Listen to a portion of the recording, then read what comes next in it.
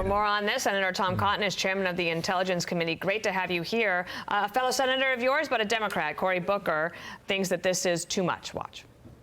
For the president to do this when it wasn't requested, breaking with generations of tradition, is only going to incite the situation and make things worse. The reality is we see peaceful protests launching in Los Angeles. And again, any violence against police officers should not be accepted. Local authorities can handle that. But remember, a lot of these peaceful protests are being generated because the president of the United States is sowing chaos and confusion. Now, before I get your take on this, we just remembered on June 3rd, 2020, you wrote an op-ed in the New York Times that caused a little controversy, if you might recall. Tom Cotton, send in the troops. The nation must restore order. The military stands ready. And now here we are again, sir. Yeah, Dana, what we can't allow in this country is lawless violence against innocent civilians, against property, against federal personnel and federal facilities. I'm not sure what pictures and video Cory Booker saw from Los Angeles, calling it peaceful protests. What I saw was uncontrolled rioting. You had cars being set on fire, law enforcement being pelted with bricks and cement and frozen water bottles. You had people blocking not just city streets, but major highways, and attacks on both local and federal law enforcement. We simply can't allow that. Mm-hmm. We always hope that the local police are able to control the situation. Sometimes Democratic politicians, like the Democratic mayor in Los Angeles, may not let them control it. But if not, we have a responsibility to protect innocent lives and property in this country. That's what President Trump has said. That's why he called out the National Guard and why he stands ready, if necessary, to use active duty troops under the authority of the Insurrection Act to put an end to this violence. That's why we in Congress are acting as well. I'm introducing legislation that will increase penalties for rioters or those who attack law enforcement, that would make it a deportable offense to engage in such crimes. And our big plan, not just to prevent the largest tax increase in history, but to provide ICE and immigration authorities with the money and the resources they need to continue to secure our border and to deport violent, illegal criminals. Sir, it seems much of the Democratic reaction, I mean, the words sometimes are almost the same. You just heard Cory Booker talk about chaos and confusion and blame it on Donald Trump.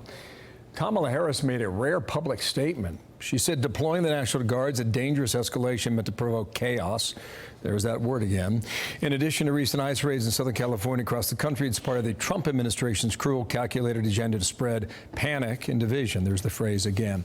What happens now? If it's Los Angeles today, soon it'll be Chicago, maybe New York. What are we in for nationally, do you think? Well, Bill, the Los Angeles Police Department chief has said his officers are overwhelmed. If that's the case, the Democratic mayor and governor of California need to step in and use the National Guard and other law enforcement to help the LAPD restore order. But Kamala Harris talks about danger and chaos. That's what she and Joe Biden presided over for 4 years when we had a slow motion invasion of this country. In the election last year, the American people voted to secure our border and to deport illegal aliens, especially violent criminals of the kind that were apprehended in California late last week. It's not provocative to enforce federal law. It's not provocative to do what President Trump campaigned on. What's provocative is to have all of these illegal aliens setting cars on fire while they wave the flags of foreign countries and now being joined by professional agitators from Antifa or pro-Hamas sympathizers. That has to stop. President Trump is committed that it's going to stop today. If Democratic mayors and governors can't do it, then the federal government will have to. Could you answer a question on the law? Because here's a little bit from a Washington Post article saying that Trump charged new territory by bypassing Newsroom to deploy National Guard. Legal experts question the president's response to unrest in L.A., saying he appears to be laying groundwork for more expansive use of the military to suppress dissent. Is the law clear here on the president's side? The law is entirely clear. The National Guard, they're traditionally operating under governor's authorities. can be federalized and can be used by the president to restore basic order and to enforce federal law. That's what Dwight Eisenhower did in my state in the 1950s when a Democratic governor refused to integrate Little Rock Central. Then the Insurrection Act is also a backstop to the National Guard to provide the president for use of active duty troops. President Trump has said we're not there yet, but he does stand by ready to do so if necessary. That's what I said we should do in 2020 as well. We need to have our authorities ready if local police are not allowed or are unable to restore basic law and order to protect innocent civilians, property, and especially to enforce federal law.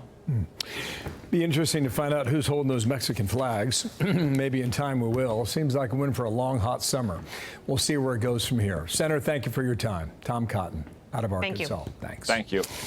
I'm Steve Ducey. I'm Brian Kilmeade. And I'm Ainsley Earhart. And click here to subscribe to the Fox News YouTube page to catch our hottest interviews and most compelling analysis.